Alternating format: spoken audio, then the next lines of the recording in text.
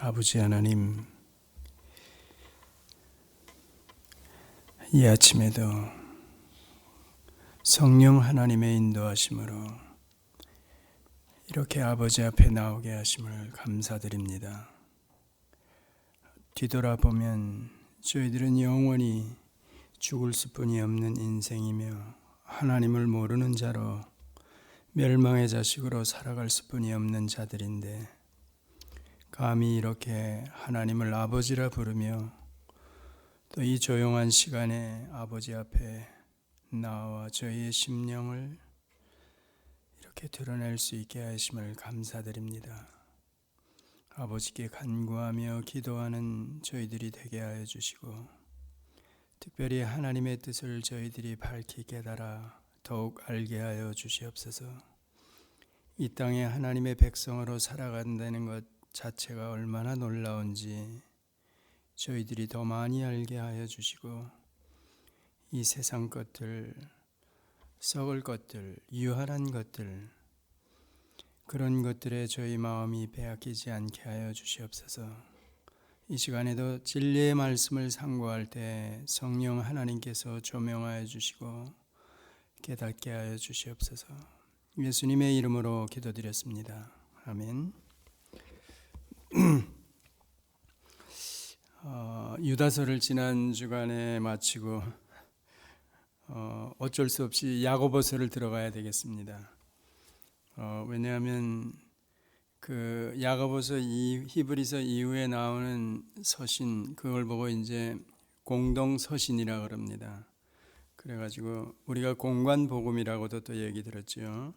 이 공동 서신 중에 야고보서가 들어가기 때문에 유다서까지 마치고 뭘 할까 이렇게 고민하다가 당연히 야고보서로 들어가야 되겠다 생각하고 야고보서 들어갑니다. 오늘 서론 부분을 여러분들과 같이 조금 나누겠습니다. 이 야고보가 사실은 그 이 동명이인이라 그러는 사람들이 꽤 있습니다. 성경 안에. 지금 저자가 되는 이 야고보는 사실 예수님과 이제 형제라 이렇게 불려집니다. 저희들이 아는 그 야고보는 또 12 사도 중에서 요한의 형제인 야고보가 있고, 그 다음에 뒤편으로 가다 보면 알페오의 아들 야고보라 그래가지고 12 사도 중에 이미 같은 이름을 가진 사람이 2사람이 등장하죠. 그래서 앞에 나오는 그 야고보는 큰 야고보, 또 뒤에 나오는 알페오의 아들 야고보는 소 야고보 이렇게 얘기합니다.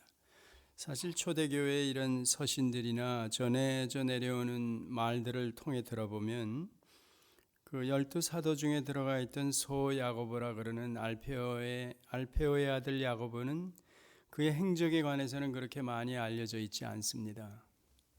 근데 그가 들리는 전해 내려오는 얘기로 보면 행적이 많이 기록되어 있지 않지만 마지막 장면에 대한 그 12 사도가 사도 요한만 빼고 다 순교당했다 그러기 때문에 그도 마지막에 순교를 당했는데 어떻게 죽었는가 이랬을 때, 그가 마태복음 4장에 보면 예수님께서 이제 40일 동안 금식하시고 성령에 이끌려 광야에 나가서 시험을 받는 장면이 나온다 그랬죠.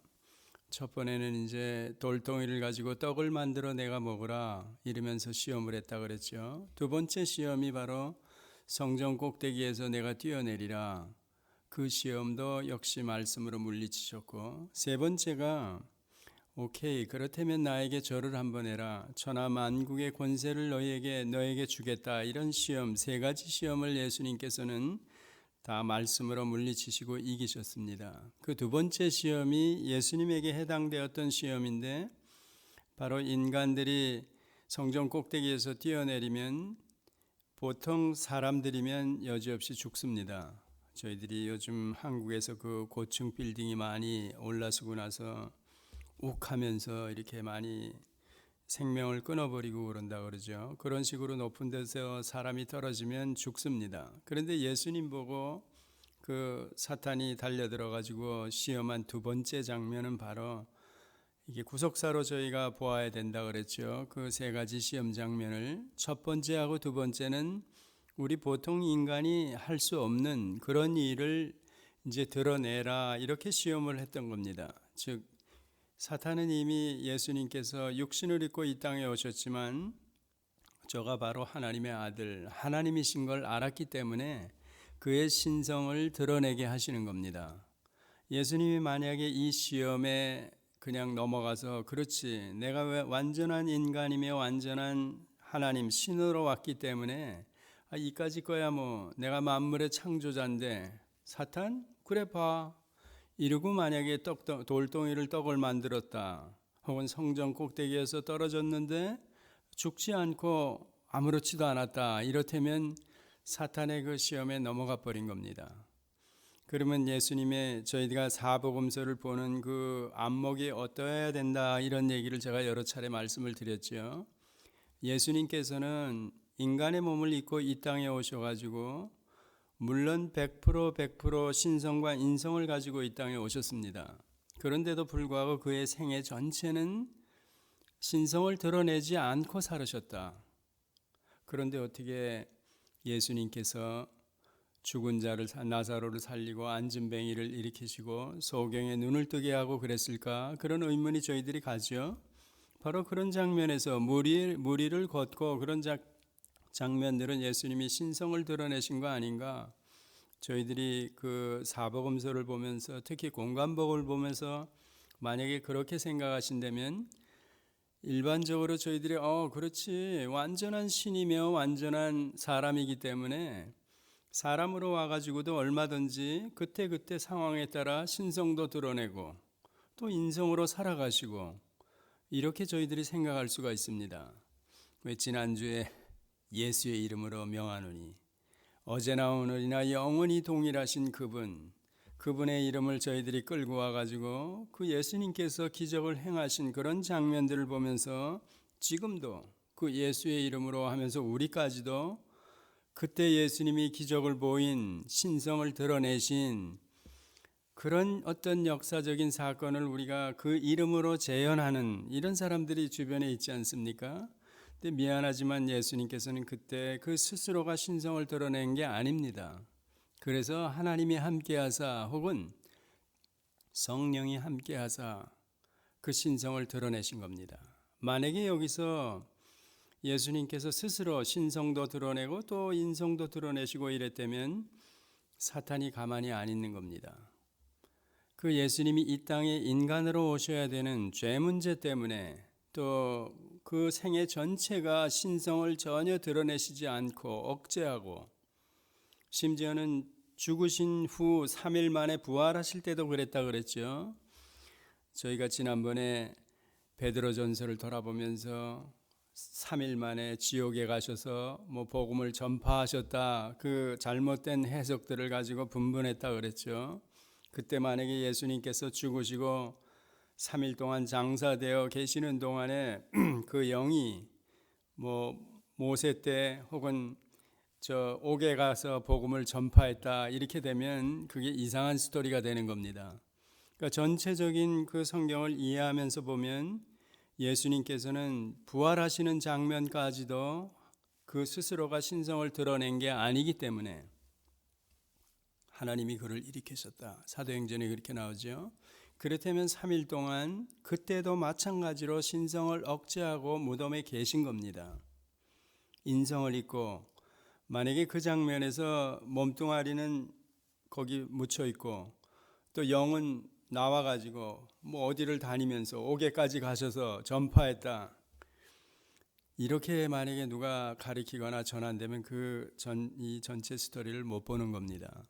그리고 그 예수 그리스도의 행적에 관해서 주님이 이 땅에 완전한 인간과 또 신으로 오셔가지고 어떤 행적을 보이셨는지 이런 걸 모르기 때문에 그런 장면에 가서 그렇게 설교도 하고 가르치기도 하는 겁니다. 그래서 제가 그때 그렇게 될 수가 없다 그랬죠. 그러니까 죽으실 때까지도 또 죽고 나서 3일 만에 부활하실 때도 그 스스로가 신성을 드러낸 게 아닙니다. 그 장면을 성경에서 분명히 밝히고 있기 때문에 이제 왜 이런 사건들 예수님의 행적을 보면 그렇게 등장하는가 했을 때 우선은 시험 때는 그 사탄의 시험을 그렇게 이겼다는 겁니다. 마지막 시험은 그래서 인성을 드러내게 유도하기 위해서 시험하시는 장면이라 그랬죠. 사탄은 그러니까 예수님이 신이며 하나님인 걸 알기 때문에 두 번의 유혹을 시험을 가지고 이기지 못하니까 세 번째 오케이. 그러면 내가 너의 인성을 입고 온 인간인 것을 내가 인정해 주마. 인간으로서 나에게 절을 한번 해라. 그러면 내가 천하 만국의 권세를 내게 주겠다. 그것도 이기셨죠. 그 장면에서 두 번째 장면, 성전 꼭대기에서 뛰어내리라 했던 장면, 그 알페오의 아들 야고보, 이가 순교당했다는 그런 전해져 내려오는 얘기로 그 바리새파 유대인들에 의해서 성전 꼭대기에 끌려 올려가 가지고 거기서 밀쳐서 이제 순교당했다. 그런 이제 전해 내려오는 얘기가 있습니다. 그러니까 두 번째 예수님이 시험을 이기신 바로 그 장면을 이 바리새파 유대인들이 재현하면서 알페오의 아들 야고보를 죽여버린 겁니다. 물론 성전 꼭대기에서 밀쳐가지고 떨어져서 다 죽는 거죠. 그 죽은 사람에게 또 돌멩이로 쳐서 죽였다는 거죠. 그 유대인들 종교법에 의해서 사람들을 처형하고 그럴 때는 뭐 돌팔매질을 한다 이런 정도가 아니라 보통 자기가 이렇게 쉽게 들어 올릴 수 있는 정도의 큰 돌, 그러니까 굉장한 적개심을 가지고 그 사람을 종교법에 의해서 사람을 죽이는 거기 때문에 만약에 제가 어떤 사람을 유대 출교시켰던 자를 잡아가지고 죽인다 이랬을 때 요만한 돌멩이를 들어서 제가 죽이겠습니까? 그게 아니죠. 그러니까 모든 사람들이 둘러서 가지고 웬만한 크기의 돌, 자기가 능히 들어서 자기 돌에 맞아서도 생명이 끊어지게 할 수 있는 그런 돌들을 들어가지고 순교시킨다는 겁니다. 바로 돌 무더기가 되었다. 저희들이 알죠.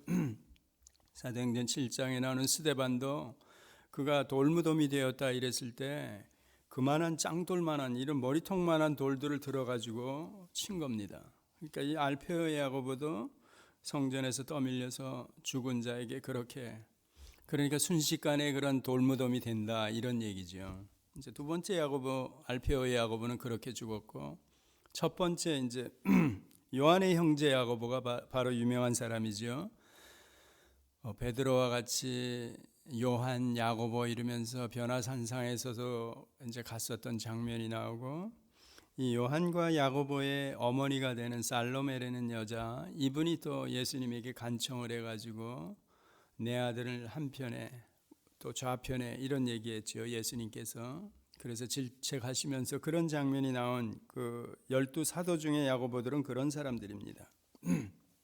지금 여기 등장하는 야고보는 그 마리아에서 태어난 야고보라고 얘기합니다. 그러니까 이가 한 4명의 형제가 있었다 그러니까 마리아의 그 잉태에 의해서 예수님은 태어났는데 보통 생육법이 아닌 거죠. 그래서 저희가 그 장면에 이제 지금도 많은 사람들이 예수님을 그냥 예수로 보는, 사람으로 보는 사람들은 왜 그런가 하면 이 바로 예수님의 형제들이 있기 때문에 그렇습니다. 물론 누이들도 있고.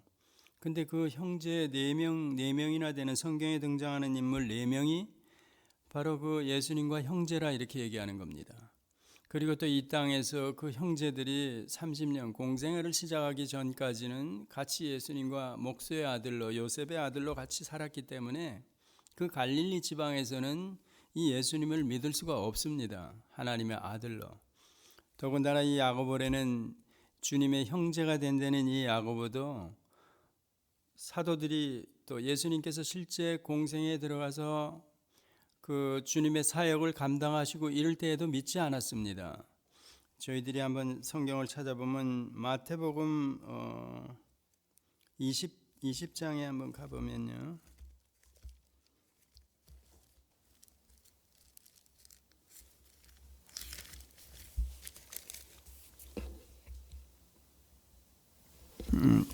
여기 마태복음 20장이 아니라 요한복음 7장에 한번 보겠습니다. 요한복음 7장 1절로 5절 제가 한번 읽어드릴게요.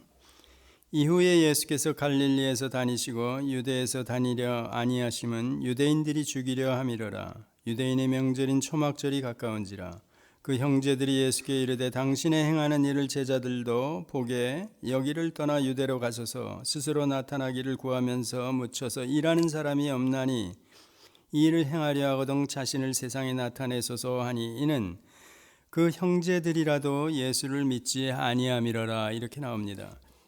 그러니까 형제들이 예수님의 행하는 이적이나 기사를 보고 전혀 믿지를 못했습니다. 심지어는 그 형제들이 자기 형제로 알고 예수님을 미쳤다 그래서 친족들도 마찬가지입니다. 그러니까 갈릴리에서 무슨 선한 것이 나느냐, 당시 유대 사회에 예수를 보던 그런 안목이 바로 그런 거였습니다. 그러니까 이 야고보도 그 안에 들어가서 전혀 자기의 형제가 그런 어떤 이적과 기사를 보이는 것을 전혀 믿지를 못했습니다. 고린도전서 15장에 가보면 부활하신 이후에 예수님이 40일간 이 땅에서의 행적이 드러나면서 그때 게바에게 보이시면서 한 10차례 부활하신 이후의 행적 중에 야고보에게 나타나셨다, 이런 대목이 나옵니다. 바로 그 야고보가 바로 자기 형제로 이 형제 야고보입니다. 물론 저희들은 예수님이 마리아의 몸을 빌어서 성령의 잉태로, 또 마리아가 그 이전에 요셉과 정혼을 했지만 동정녀의 몸에서 나셨다, 이런 부분이 굉장히 중요하죠.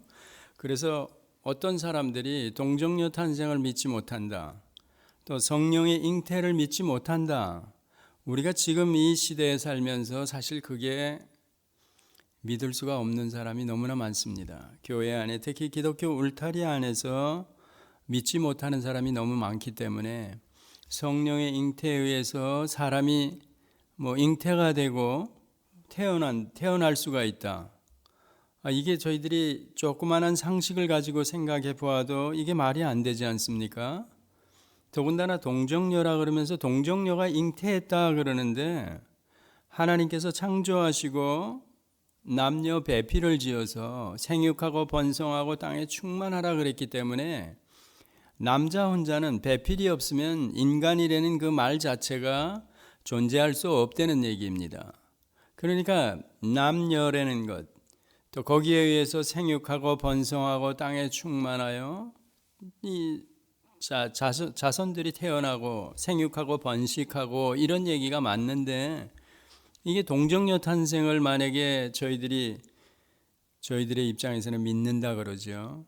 그런데 이게 일반 상식이나 지금 세상의 어떤 입장들, 다른 사람들의 입장과 제가 분명히 다른 것을 어떻게 믿을 수 있느냐 이랬을 때, 현대 과학으로나 이런 어떤 의학 상식을 가지고는 저희들이 믿지 못합니다. 그러니까 성경에 기록된 이런 것들이 우리가 쉽게 표현하는, 우리끼리만 이해하는 그 믿음이라는 것, 주어지는 믿음에 의해서, 물론 성령이 제 안에 계시기 때문에 성경에 기록된 이런 사실들이 저희의 심령에서, 마음에서 믿어진다 이럽니다. 동정녀 탄생, 성령의 잉태, 이런 것들이 다 그런 거죠. 근데 이 예수님의 형제 야고보들은 그런 예수를 그냥 자라면서 30년 동안 자기 아버지 목수 일을 도우면서 자랐기 때문에 예수님이라고 특별히 자라면서 따로 이렇게 따로 이렇게 띄어져 가지고 별나게 어렸을 때 생애를 보낸 게 아닙니다. 그래서 30년 어간을 산 이후에 이제 공생애를 들어가니까 이 형제들은 더더군다나 믿지 못하는 거죠. 특히 친족들이 미쳤다 그러니까 그 얘기가 사실이죠. 그 당시 이 이스라엘 사회에서 얘기하는 대로 마찬가지입니다. 기적과 이사를 보고, 심지어는 저게 갈릴리에서 우리가 눈으로 목도하던 그 자인데 무슨 기적을 행하냐. 그러니까 선지자 중에 하나, 선지자들도 그때는 기적을 행하고 그랬기 때문에 그 하나로 보든지 아니면 바알세부를 힘입어 기적과 이사를 베푸는구나, 그 정도였습니다. 그러다가 예수님이 돌아가시고 부활하신 이후에 야고보에게 나타나셔가지고 그때부터 이제 야고보가 이제 주의 일을 하게 되고 증인의 입장, 그러니까 12사도에는 들어가지 않습니다. 그런데 불구하고 저희들이 사도행전 21장을 한번 보겠습니다. 여기 굉장히 중요합니다. 제가 자주 예를 들지요. 사도행전 21장에 보면 17절에부터 26절까지 한번 보겠습니다. 사도행전. 바울이 3차 선교 여행을 다녀온 이후에 이제 예루살렘에 이제 올라왔을 때의 장면입니다. 그때 이 야고보가 사도들의 장이었습니다. 예루살렘 교회에 로만 캐톨릭으로 얘기하면 그때 당시 캐톨릭으로 얘기하면 주교다 이런 정도로 저희들이 알 수 있습니다. 책임자였다는 얘기죠. 다른 말로 얘기하면 사도들의 장이었다 이런 입장이었습니다. 자, 17절 예루살렘에 이르러 형제들이 우리를 기꺼이 영접하거늘 그 이튿날 바울이 우리와 함께 야고보에게로 들어가니 장로들도 다 있더라. 바울이 문안하고 하나님이 자기의 봉사로 말미암아 이방 가운데서 하신 일을 낱낱이 고하니 저희가 듣고 하나님께 영광을 돌리고 바울더러 이르되 형제여 그대도 보는 바에 유대인 중에 믿는 자 수만 명이 있으니 다 율법에 열심 있는 자라. 유대인 중에 그 헬라파 유대파 그 전통 아래에 있던 사람들 그런 사람들이 개종에 들어와 가지고 이제 예수 믿는 자입니다. 물론 이 안에서 유대 전통 아래에 있던 사람 중에서 헬라파 유대인이 있고 그 헬라파 유대인들은 주로 언어를 잊어버린 사람들.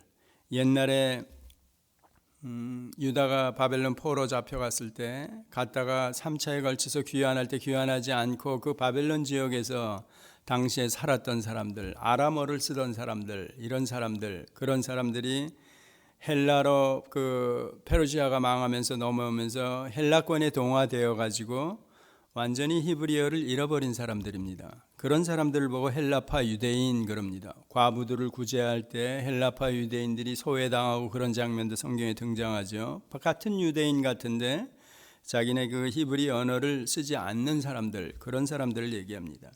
저희들이 아는 대로 BC 200년 전에 알렉산드리아 그 지역에서 그 사람들을 위해서 한 100만 명이 그 지역에 살고 있었다 그러는데 그 히브리 성경을 헬라어로 이렇게 역본으로 만들어준 그런 기록이 있죠. 저희도 지금 성경 사본들 가운데 그 70인역이라 그래가지고 저희들이 보는 성경이 바로 그겁니다. 히브리 성경을 이제 헬란 말로 바꿔준 바로 그 유대인인데 이런 디아스포라로 포로로 시작된 지역 그 586년에 포로로 잡혀갔던 그때부터 시작해가지고 예루살렘으로 돌아오지 않고 떠돌다가 언어까지 잊어버렸던 사람들, 그 헬라 지배하에서 완전히 헬라파, 그 헬라 문화, 언어 이런 데로 동화돼 버린 사람들, 그런 사람들을 위해서 한 200년 BC 200년에 셉투준 그래가지고 성경을 그렇게 역본으로 만들어 주었지요.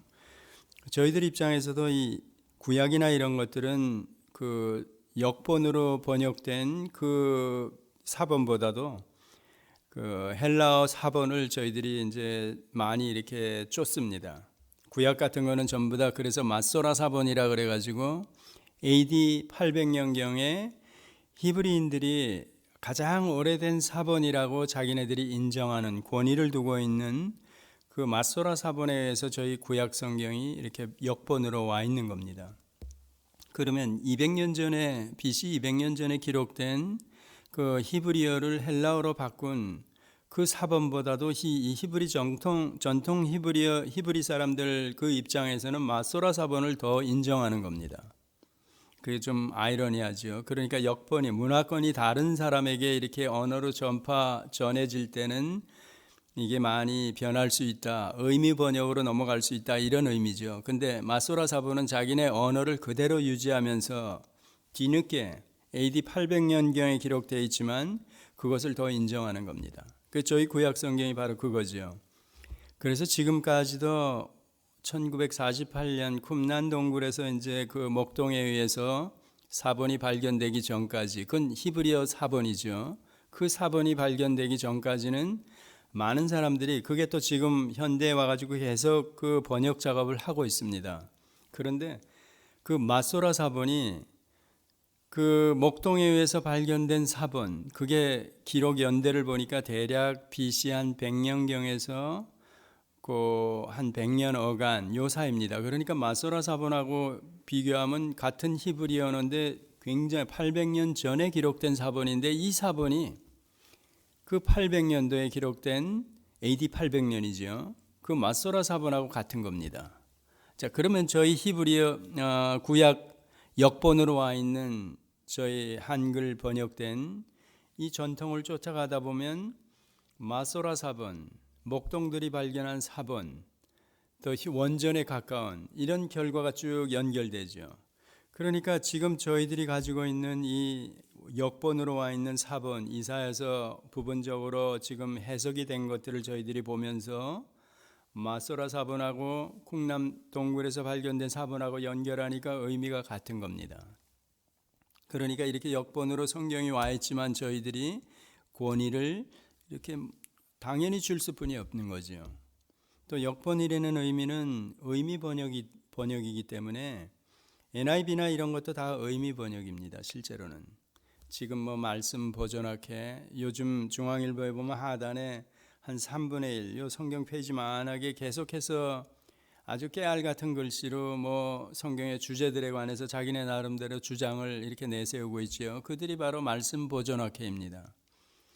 킹 제임스 버전은 또 그 다른 버전들은 다 사탄의 뭐 어떤 잘못된 오류가 가득한 그런 성경이다 뭐 이러면서 자기네만이 진리를 주장하고 또 이런 진리를 킵하고 있다, 옳다 그런 얘기죠. 근데 그 사람들도 사실은 자기네들이 인정하는 사본이 뭐 수천 가지입니다.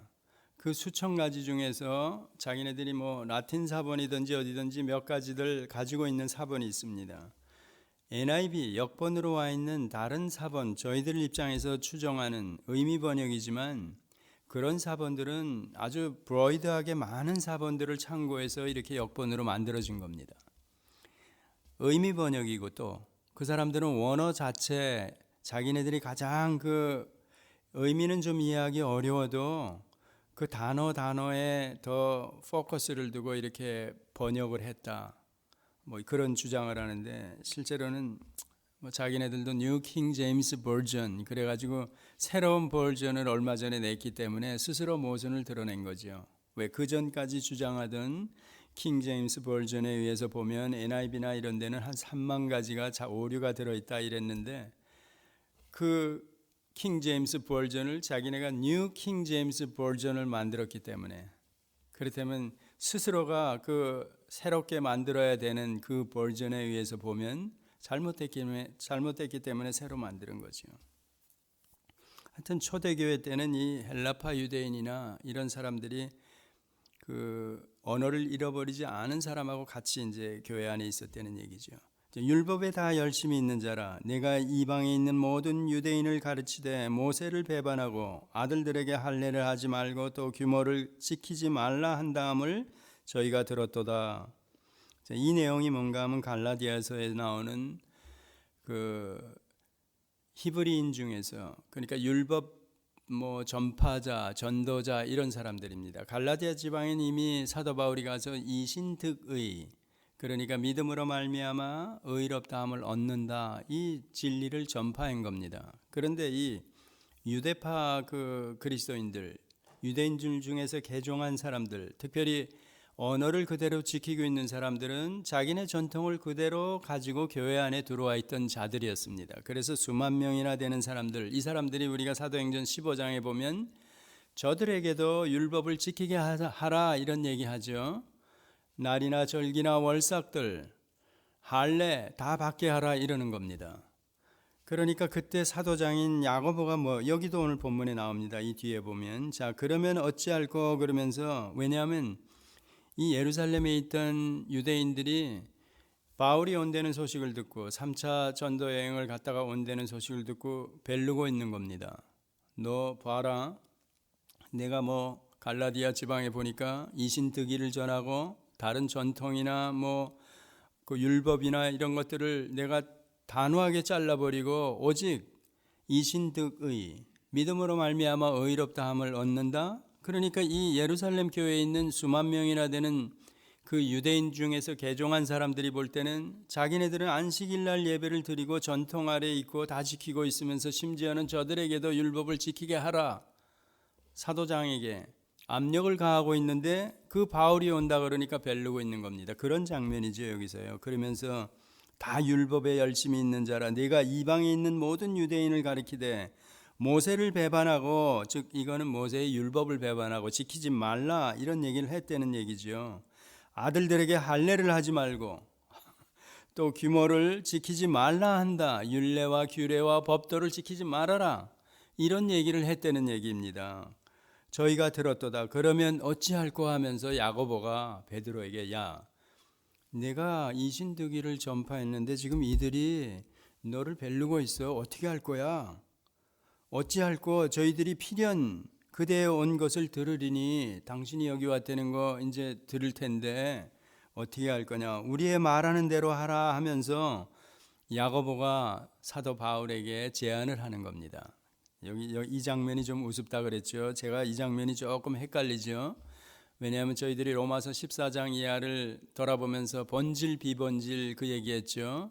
거기서도 날이나 절기나 월삭에 관해서 사도 바울이 로마서에서는 비번질로 보는 겁니다. 그런데 갈라디아서에서는 똑같은 날이나 절기, 월삭, 율법, 율례와 규례와 법도 여기 나오는 할례 이 모든 것들 단호하게 잘라버리면서 오직 이신득의 믿음으로 말미암아 의롭다함을 얻는다. 이것 외에 다른 것을 전하면 천사들까지라도 저주를 받을지어다. 거기서는 완전히 잘라버리는 겁니다. 어떤 토픽에 대해서 날이나 절기나 월삭에 대해서. 그러니까 유대파 전도자들이 예수 믿는 사람들이죠. 그들이 15장에서 주장한 것처럼 저들에게도 율법을 지키게 하자. 할례를 받게 하자. 안식일을 지키게 하자. 날이나 절기나 월삭을 지켜야 된다 하자. 그러니까 갈라디아서에서는 왜 이렇게 나왔는가 그랬을 때 그 유대인 전도자들이 그 이방인들에게 자기가 전한 복음 외에 다른 것을 더하는 겁니다. 이신득이 플러스 유대 전통의 모든 것들을 더하는 겁니다. 이 예루살렘 교회도 그런 사람들이 들어와서 이방인 중에서 예수 믿은 사람하고 함께 이제 거하고 있는 상황이죠. 그런 상황인데 여기는 수적으로 아주 강세이기 때문에 막 밀어붙이고 막 이런 장면입니다. 그러니까 사도 장인 지금 야고보도 그 예수님의 형제 야고보도 사도 바울이 당사자가 이제 등장을 하니까 이거 야단난 겁니다. 스트레스를 받고 있는데 이 실제로 갈라디아 지방에서 그렇게 복음을 전한 당사자가 오니까 야, 너 어떻게 할 거냐? 22절이 그겁니다. 그러면 어찌할꼬 저희들이 필연 그대가 온 것을 들으리니 야, 내가 말하는 대로 너 좀 제발 들어. 사도 바울 보고 야고보가 그런 얘기를 하는 겁니다. 그러면서 우리가 말하는 이대로 하라 그러는 겁니다. 내가 말하는 대로 해. 서원한 네 사람이 우리에게 있으니 그러면서 저희를 데리고 같이 결례를 행하고 저희를 위하여 비용을 대어 머리를 깎게 하라. 나시린 서원은 한 사람이 있다는 겁니다. 그 네 사람 유대 전통 아래 있던 사람 중에서 나시린 서원을 하는 거 아시죠? 한나가 기도해서 얻은 사무엘을 이제 드렸죠. 그러니까 구별된 사람이죠. 이 삭도를 대지 않고 그런 사람들이에요. 여기 나오죠. 그러니까 그 결례를 같이 행하려는 겁니다. 보통 일주일 이상 한 달 동안 금식하면서 그들과 같이. 자, 그러면서 24절에 저희를 데리고 함께 결례를 행하고 저희를 위하여 비용을 내어 머리를 깎게 하라. 그러면 모든 사람이 그대에 대하여 들은 것이 헛된 것이고 그대도 율법을 지켜 행하는 줄 알 것이라. 주를 믿는 이방인에게는 그 얘기 나오는 겁니다. 타협하려는 얘기죠. 근데 사도 바울이 여기서 타협하는 겁니다. 그래서 제가 로마서 14장을 보고 갈라디아서를 보고 그 다음에 사도행전을 여기 보고 나서 이게 좀 처음에는 이해가 잘 안 됐습니다. 왜 사도 바울이 이랬다 저랬다 하나? 로마서에서는 비번질로 보면서 날이나 절기나 월삭 문제를 허용하는 겁니다. 거기서는 그러니까 한 성도로 보고 성도 간의 강한 자와 약한 자 문제로 보니까 여기서 로마서에서는 비번질로 본 겁니다. 그러니까. 근데 갈라디아에서는 꼭 똑같은 이슈를 가지고 본질로 보았기 때문에 잘라버린 거다. 그랬습니다. 근데 여기 와가지고 그 정작 바울 자신은 야고보의 어떤 권유를 듣고 마치 타협하는 것 같은 그런 장면이 드러나는 거죠. 이 장면을 보면서 저희들이 초대교회가 어땠을까? 그 유대인 중에서도 헬라파 유대인, 언어를 못하는 같은 유대인끼리 그런 싸움이 다툼이 있었죠. 거기다가 이 유대인과 또 이방인들의 그 다툼이 교회 안에서 있었다는 얘기입니다. 그러니까 초대교회 상황을 저희들이 가만히 보면 그게 헤브라이즘과 헬레니즘이 부딪히는 그런 상황이 얼마 동안 지속적으로 갔다 이렇게 보는 겁니다. 그래서 이 사도장이 결의한 거, 여기가 이제 중요한 거죠. 25절 26절에 그래 사도장이 그런 모든 것들 양쪽의 입장을 가지고 정리한 결정이 이겁니다. 주를 믿는 이방인에게는 우리가 우상의 제물과 피와 목매에 죽인 것과 음행을 피할 것을 결의하고 편지하였느니라 하니, 이 얘기입니다. 바울이 이 사람들을 데리고 이튿날 저희와 함께 결례를 행하고 성전에 들어가서 각 사람을 위하여 제사 드릴 때까지 결례에 만기된 것을 고하니라. 그러니까 이 결례에 나실인 서원한 사람들과 같이 그 결례를 행했다는 얘기입니다. 갈라디아 지방에 가가지고는 날이나 절기, 월삭, 율법, 전통, 할례 다 깨버려. 이거 안 돼. 저주를 받을 거야. 그런데 그 당사자가 여기 와서는 야고보의 권유를 받아들여 가지고 세력에 겁이 나는지 그대로 이 결례를 행하는 겁니다. 그래서 이걸 어떻게 이해해야 되는가 했을 때 초대교회 안에는 이렇게 큰 눈에 안 보이는 그런 이렇게 충돌이 있었다는 겁니다. 그런 때에 이 결정한 그 네 가지 우상의 제물이나 피와 목매에 죽인 것, 또 음행, 이것만 금하게 하고 저들 마음대로, 그러니까 저들 생각대로 주일날 예배를 드리게 해라.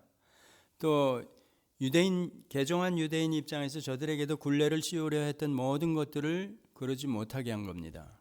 그러면서 이 네 가지만 저들에게 지키라 명하고 그리고 잠잠케 한 겁니다. 그러면서 초대교회는 어느 정도 지나가다가 자연히 이제 안식일 날 예배 드리는 게 폐해지고 이제 주일날로 이렇게 환원이 되는 겁니다. 그러니까 이때도 사도 바울이 또 야고보 장인 이 사람이 강하게 잘라버리고 이러지 않았다는 것. 그 얼마 기간 동안에 그런 어떤 완충기라 그럴까요? 그런 때가 있었다는 겁니다. 그런 바로 장면이 오늘 여기입니다. 그때 바로 이 야고보가 사도장으로 중요한 결정들을 내리고, 이 사람이 그래서 바울 서신에도 보면 야고보를 뭐라 그러냐면 그 12사도 중에 들어가지도 않는데도 불구하고 교회가 시작될 때 아주 거목이라 그럽니다. 굉장히 중요한 인물로 이렇게 얘기하는 겁니다. 바로 그분이 이 야고보서를 기록했다는 겁니다.